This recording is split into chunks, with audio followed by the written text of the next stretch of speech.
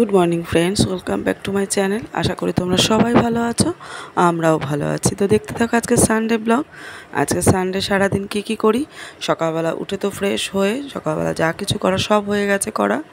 तारपर चले एलाम बेडरूमे bedsheet change करते। तो चलो चेंज करे नी, कारण बेश कदिन धरे बर्षा बर्षा आबहावा गेल। এটা উল্টে দিয়েছিলাম বেডশিটটা, তার উপর একটা পেতে শুচ্ছিলাম আমরা, কিন্তু আর রাখা যাচ্ছে না। ভালো ওয়েদার আছে, আগের দিনের সব তো শুকিয়ে গেছে, এগুলো কেচে দিই না, শুকালে বারান্দা যেভাবে কদিন শুকিয়েছি সেভাবেই শুকাবো, কিচ্ছু করার নেই। তো চলো দেখতে থাকো, একদম স্কিপ না করে। ভালো লাগলে অবশ্যই শুরুতে একটা লাইক দিও আর কমেন্ট করো। তোমরা আমার পাশে থেকো এইভাবে, আমিও তোমাদের পাশে আছি। আমরা বন্ধু হয়ে যেন পরস্পরের পাশে থাকতে পারি, এটাই হচ্ছে প্রার্থনা। চলো দেখতে থাকো, আশা করি তোমাদের প্রত্যেকের খুব ভালো লাগবে।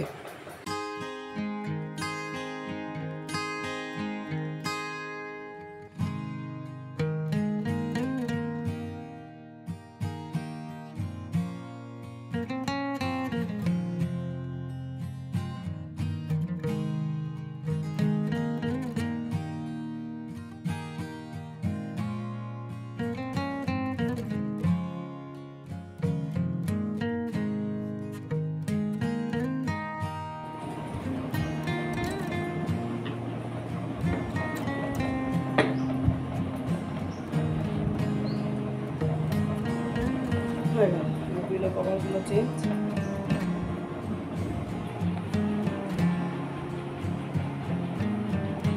পিলো কভার ডবল করা, একটু হয়ে গেছে, বাতিল করবো, সেগুলো ভালো থাকা অবস্থায় ভেতরেই থাকে। এগুলো সব ডবল করা নেই।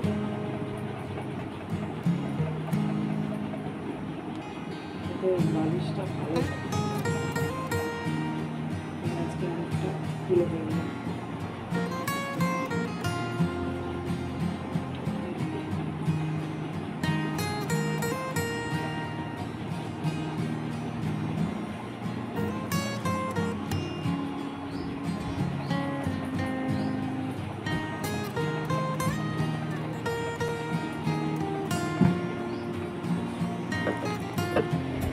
এটা আমার মার্কিং করার জন্য এই ওয়ার্ড আরেকটা আছে, দাদা ভাইয়েরটা লাগালাম না, কারণ স্পন্ডালাইটিসের জন্য বালিশ আমাদের মার্কিং করা, যারটা শেষে ব্যবহার করতে হয়।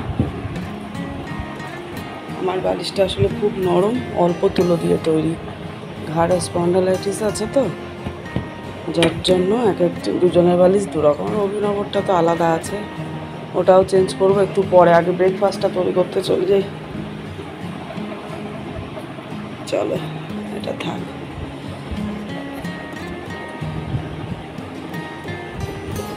চলো এগুলো ভেজাতে হবে।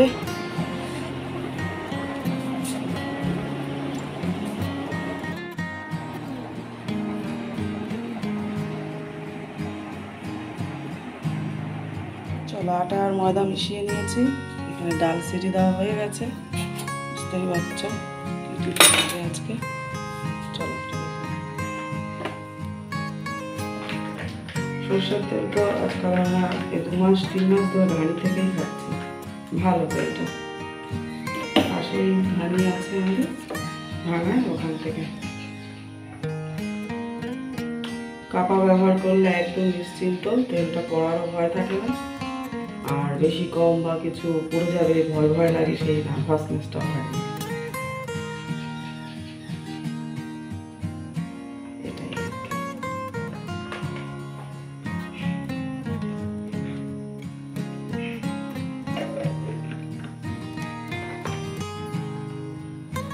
ঢাকনাটা দিলাম কারণ বড় মুখে কাপাটা একদম নিচে, অনেকটা নিচে চলে যাচ্ছে, তেল ঢাললেও গায়ে লেগে যেত, ওই জন্য মুখটা দিয়ে আবার কাপাটা বসালাম।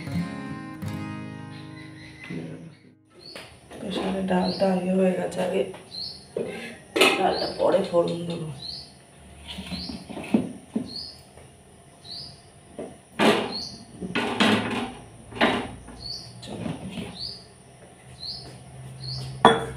এদিকে দেখো বেলবো যে নিচে কিন্তু আমি একটা কাপড় পেতে নিয়েছে, দেখতে পাচ্ছেন? এই দেখো, যাতে আমার সকালে উঠেই স্ল্যাবটা ধুই, বাসনগুলো রেখে। বাবা জোরে যে গাড়ি যায়,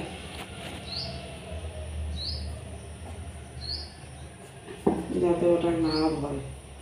যদিও দুপুরে আবার রান্না বান্নার পর বাসন ধুয়ে যখন রাখবো, তখন আবার স্ল্যাব ধুতে হবে।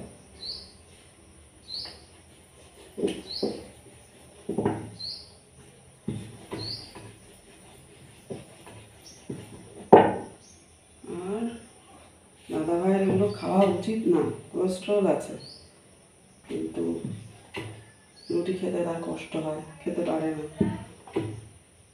তৃপ্তি করে। সেটা কি আর আমার ভালো লাগে? যার জন্য ব্রাউন ব্রেডও রয়েছে, কালকে এনেছিলাম বাবুকে পরিয়ে নিয়ে আসার পথে। তো ওটা থাক, ওটা ফ্রিজে রেখে দিয়েছি। ওটা কালকে আবার সকালবেলা ময়দা এই মাখাও থেকে যাবে।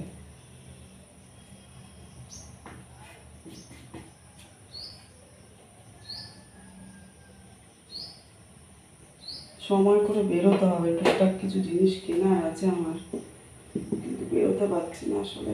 ছেলেটার পরীক্ষা তো, এমন কোনো বড় তো হয়ে যায়নি যে না থাকলে করে নেবে, তবুও পরীক্ষার সময় ঘরে না থাকলে আমি নিজেই টেনশনে আটকানা হয়ে যাই। এখন তো তাও এই যে সকাল থেকে রান্নাঘরে পড়ে আছি। আগে তো আমি রান্নাঘরটাতেও আসতে চাইতাম না, যে আগে ওর পড়া রেডি করবো তারপরে রান্নাঘর। এখন প্যানিক অনেকটা কমিয়েছি, প্রচুর প্যানিক ছিল আমার। ছেলের কোনো কিছুতেই আমার কোনো সমস্যা না হয় আমার।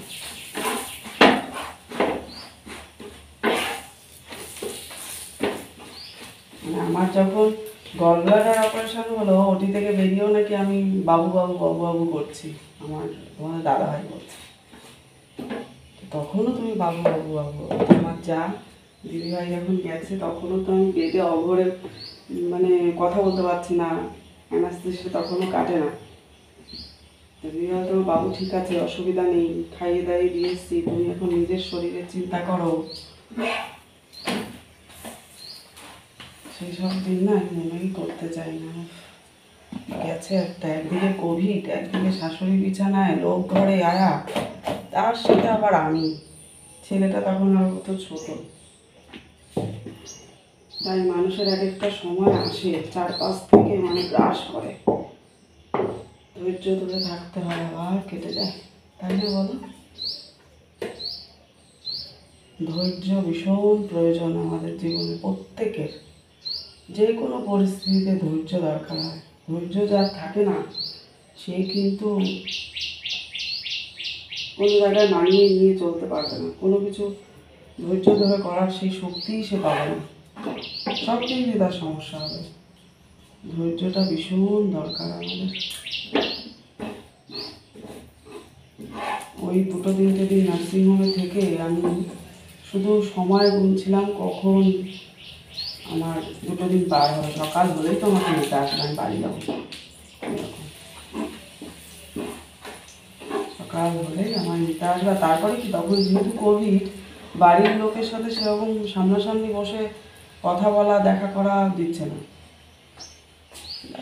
এই দেখো বন্ধুরা, তোমরাও হয়তো পারো, আমিও তাই দেখালাম। চৌকো পরোটাও কিন্তু খেতে বেশ, খাওয়ার থেকে দেখতে বেশি ভালো লাগে, তাই না?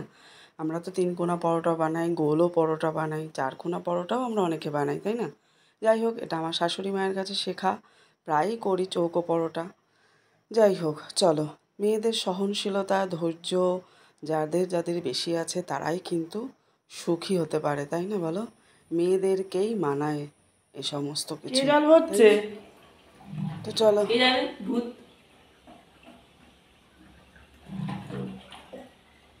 Thank you thank you. গন্ধ আসছে, ওই সজনে পাতার গন্ধ। এবার চলে এলাম অভিনবর রুমের বিছানা তোলার জন্য। এই বেডশিটটা আজকে আর ভেজাবো না, ওটা কালকে। মশারিটা দাও, আমার কাছে দাও।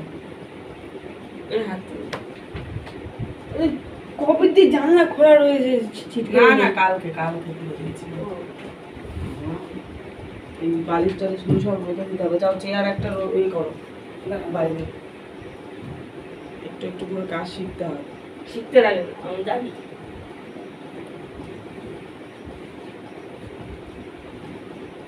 আমি করছি, তুই যা নাম।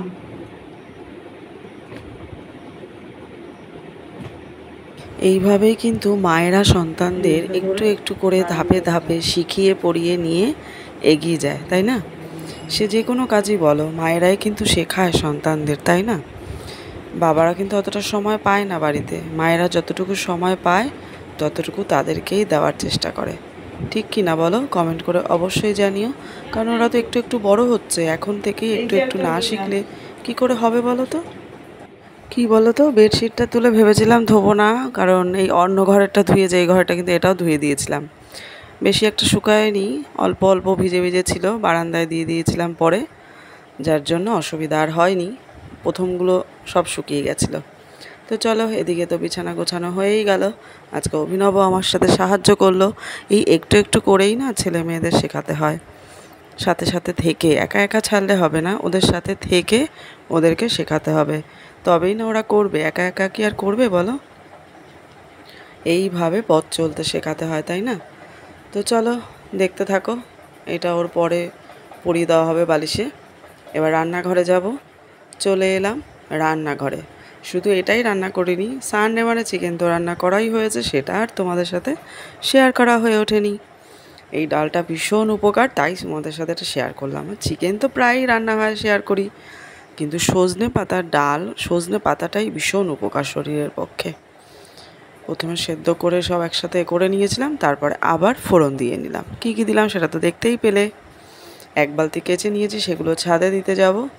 দাদাভাই চলে এলো চিকেনটা দিতে, বুঝেছ? কিন্তু তারপরে আর তোমাদের সাথে শেয়ার করতে পারিনি।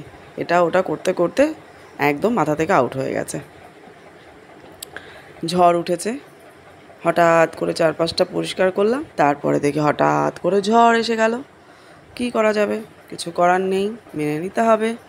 গুড ইভিনিং বন্ধুরা, অনেকক্ষণ পরে তোমাদের সামনাসামনি এলাম। কদিন ধরেই ভাবছি এটা করব, করে উঠতে পারছি না। আজকে এটা সেটা করব। হ্যালো বন্ধুরা, সবাইকে গুড নাইট বলে ভিডিওটা শেষ করছি এখানেই। সবাই ভালো থেকো, সুস্থ থেকো, দেখা হচ্ছে নতুন একটা ভিডিওর সাথে। চলো টাটা। খাওয়া দাওয়া হয়ে গেল, এখন বাজে 11:20। অনেকদিন পর একটু তাড়াতাড়ি ঘুমোতে পারছি, পড়াটাও হয়ে গেল, তাই চলো খাওয়া দাওয়া কমপ্লিট। শুভরাত্রি, টাটা।